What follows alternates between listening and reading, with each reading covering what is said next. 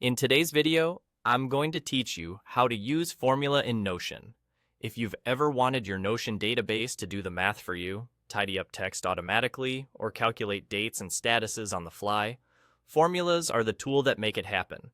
They live inside database tables and update instantly as your data changes, which makes them great for things like budgets, task progress, and content planning. To get started, add a formula property to your database. Look to the far right of your table header, click the plus icon to add a new column, and choose Formula from the property types. This creates a dedicated place where your calculation or expression will run for every row in the database. Click the new formula cell and the formula editor will open. This editor is your command center. It shows a searchable list of your current properties along with the functions you can use. If you're new to Notion formulas, this panel is incredibly helpful because it explains what each function does and how it behaves, so you don't have to guess.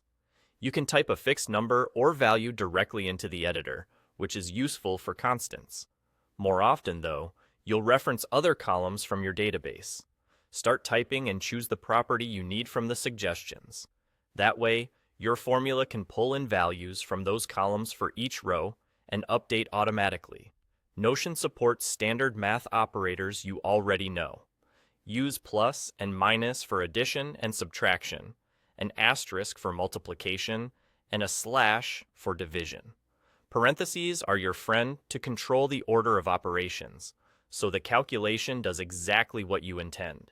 Beyond basic math, the editor includes a library of functions for text, numbers, dates, logical tests, and more. You can build conditions with an if statement, combine text, round numbers, or work with dates by adding or comparing them. Each function in the editor comes with a short description and expected input types, which helps you choose the right one and avoid type mismatches. As you compose your formula, watch the preview and results in the table. If something doesn't look right, check for typos, make sure you're referencing the correct properties, and confirm that the data types align. Empty cells can affect results, so consider how your formula should behave when information is missing. And there you go. By adding a formula property, opening the editor, referencing your columns using basic math, and pulling from the built-in functions, you'll turn your database into a smart, dynamic workspace that updates itself as you work.